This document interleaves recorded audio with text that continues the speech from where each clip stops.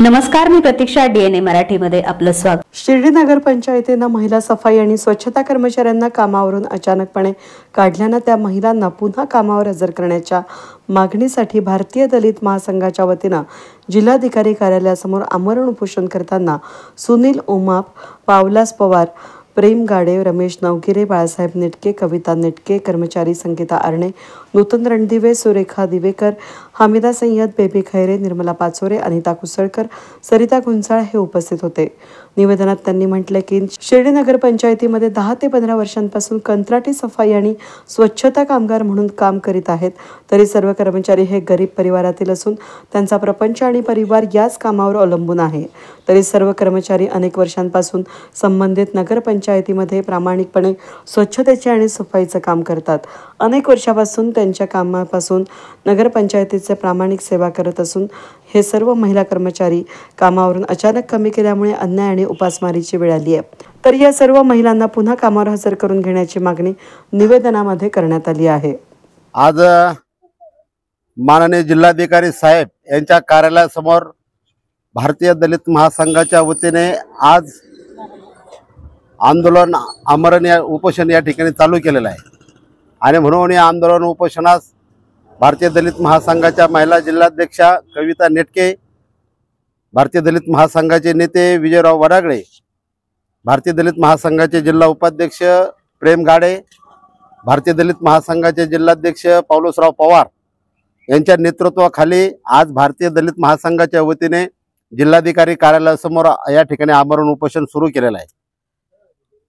उपोषण करण्याचं कारण शिर्डी नगर पंचायतीमध्ये गेल्या 20 वर्षापासून ज्या महिला स्वच्छतेचं काम करतात, ज्या महिला आरोग्य विभागाचं या ठिकाणी काम करतात, 20 वर्षापासून या गरीब महिलाने अतिशय चांगल्या पद्धतीची जनतेची सेवा केलेली आहे। आणि कोरोना काळामध्ये एक अतिशय चांगलं काम या ठिकाणी त्यांनी चालू केलेलं आहे।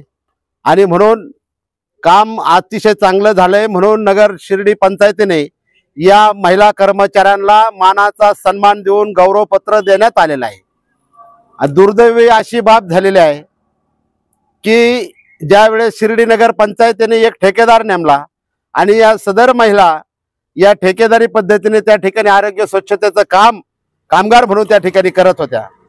त्या ठेकेदाराची मनमानी सुरू झाली आणि त्या ठेकेदाराने ज्या महिलेला या ठिकाणी एक वेगळ्या पद्धतीची वागणूक दिली।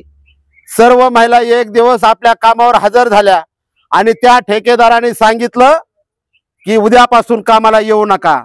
गेल्या 15 ते 20 वर्षापासून ह्या माता भगिनी त्या ठिकाणी काम करत आहेत। त्यांचा पूर्ण परिवार, त्यांचा प्रपंच त्या कामावर अवलंबून असताना सुद्धा आणि हे प्रशासनाला माहीत असताना त्या ठेकेदाराने एवढी हिंमत का केली आणि या महिलांवर उपासमारीची वेळ का आणली? म्हणून आज जिल्हाधिकारी कार्यालयासमोर आम्ही या ठिकाणी उपोषणाला बसलेलो आहोत।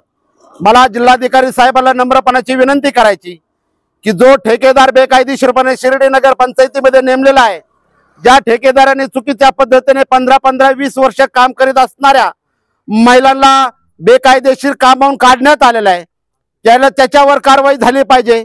त्याचा ठेकेदार त्याला ज्या पद्धतीने काम केलेलं आहे, कॉन्ट्रॅक्ट दिलेलं आहे, त्याचं कॉन्ट्रॅक्ट सुद्धा त्या ठिकाणी रद्द करावं ही मागणी आमची आज खऱ्या अर्थाने या उपोषणाच्या माध्यमातून एक आहे।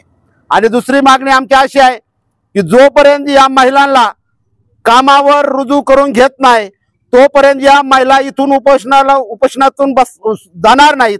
एक तर या महिला कर्मचाऱ्यांची डेड बॉडी इथून जाईल, नाहीतर एक तर फेरनियुक्तीचे नियुक्ती पत्र त्यांच्या हातात मिळतील। या 2 गोष्टी आज या ठिकाणी होतील आणि म्हणून पुढच्या परिणामास जो काही परिणाम होईल त्याला सर्वस्वी पोलीस प्रशासन, जिल्हा प्रशासन जबाबदार राहील एवढीच विनंती मी या ठिकाणी करतो।